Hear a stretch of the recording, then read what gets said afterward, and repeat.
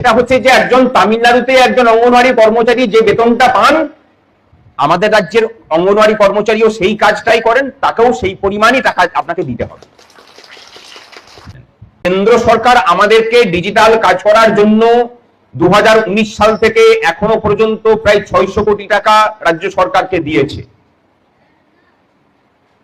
2 কিস্তির মোবাইল, প্রতি মাসে মাসে 350 টাকা করে রিচার্জ বাবদ, আর এই কাজটা করার জন্য 500 টাকা করে এক্সট্রা। তাহলে 2019 সাল থেকে আমার প্রাপ্য, কেন্দ্র দিয়ে দিল, অথচ রাজ্য সরকার সেটা নেপই দই মেরে নিয়ে চলে গেল। এই রাজ্যে গণতান্ত্রিক মূল্যবোধ নেই, গণতান্ত্রিক পরিকাঠামো ভেঙে পড়েছে বলেই এই রাজ্যের অঙ্গনওয়াড়ি কর্মচারী তার অধিকার পান না। গণতন্ত্রের যে এই রাজ্যে যে ডিপার্টমেন্টে যে অস্থায়ী কর্মচারী কাজ করুক না কেন, তাদের কারোরই বেতন, কারোরই অনারারিয়াম 25,000 বা 20,000 টাকার নিচে হওয়া উচিত নয়। কারণ রাজ্যের বিভিন্ন প্রান্ত থেকে যেসব সাথী অঙ্গনওয়াড়ি কর্মচারী সহায়িকারে এসেছেন, তাদের সকলের চরণে আমার প্রণাম নিবেদন করছি। আমি স্বামীজির একটা কথা দিয়ে শুরু করছি। আজকে নতুন ভাবে আপনাদের পথ চলা শুরু হচ্ছে। স্বামীজি বলেছিলেন যে ওঠো, জাগো, লক্ষ্যে না পৌঁছানো পর্যন্ত থেমো না। এই যে শিক্ষা ব্যবস্থা, তার শুরুটা হচ্ছে অঙ্গনওয়াড়ি থেকে, আর শেষ হচ্ছে বিশ্ববিদ্যালয়ে গিয়ে। আপনাদের বঞ্চনার কথাটা আমি আর বললাম না, আপনারা তো আমার থেকে অনেক বেশি ভালো করে জানেন। প্রথম শর্ত হচ্ছে যে সেই রাষ্ট্র ব্যবস্থা তার শ্রমিককে, যারা যে কাজ করছে, তার উপযুক্ত পারিশ্রমিকটুকু বুঝিয়ে দেবে।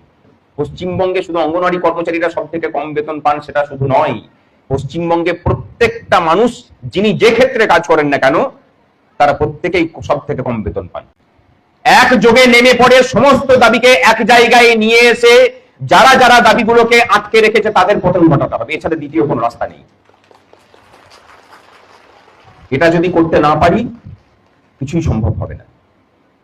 আপনাদের 2019 সাল থেকে মোবাইলের টাকা এই সরকার মেরে মেরে সুদটা খাচ্ছে। টাকাটা কম পরিমাণ নয়, কিন্তু 2019 সালেই তারা পেয়েছিল 248 কোটি টাকা। তার প্রতি মাসে সুদ কত হয় বলুন তো ব্যাংকে রেখে? আপনারা দাবিটাকে তুলেছেন আপনাদের মতো করে, কিন্তু রাজ্যের মানুষ জানলো কখন? যখন সংগ্রামী যৌথ মঞ্চের পক্ষ থেকে এটাকে দাবিটাকে তোলা হলো। এমএলএদের বেতন ভাতা 1,20,000 কেন, 2 লাখ টাকা হোক, তাতেও আমাদের আপত্তি নেই।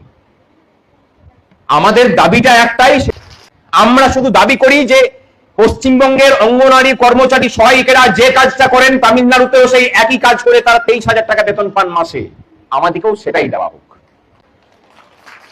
আপনি যদি কাউকে বসিয়ে বসিয়ে 20,000 টাকা দিতে পারেন, তাহলে যে কাজ করছে তাকে আপনি 20,000 টাকার নিচে কি করে দেবেন?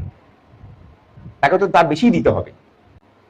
একটা জিনিস শপথ করুন, যে সংগঠন করতে গিয়ে যদি একজন কর্মচারী সহায়িকার উপরেও দপ্তরের উপর মহল থেকে বা সরকারের জায়গা থেকে যদি আঘাত নেমে আসে, গোটা রাজ্য জুড়ে প্রতিবাদ হবে।